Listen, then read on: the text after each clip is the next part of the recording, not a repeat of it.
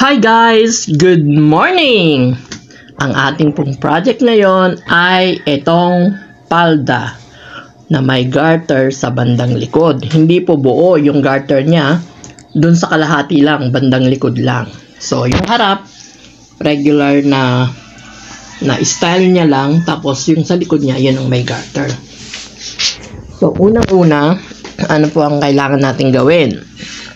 So, ilatag natin siya. Tingnan mabuti. Tingnan yung mga sukat. I-check na ang mga sukat. Tapos, maglagay tayo ng mga markings. Ayan po.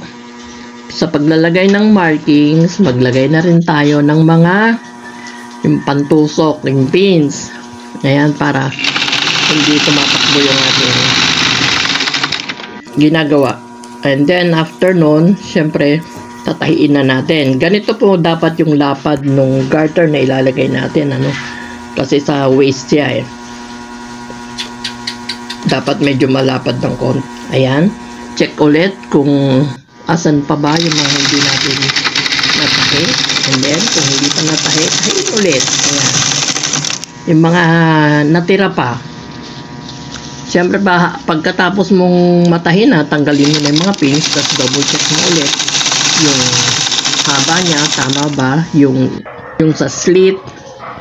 Ayan, yan yung sa slit. Okay lang ba yung slit? Yung haba ng slit niya, yung haba ng mismong palda, ayos lang ba?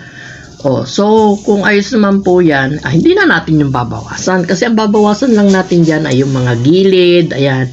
At saka yun nga, yung problema niya, yung garter doon sa may waistline niya, maluwag na. So, kailangan palitan. So, yan lang po yung mga bago natin dyan sa palda na yan. So, mga guys, ganyan lang gumawa ng palda with garter na nasa likod lang ang garter. Ang dali lang po mag-repair, di ba? O, i-repair nyo na rin yung mga nandyan sa inyo. Ganyan lang guys. Thank you!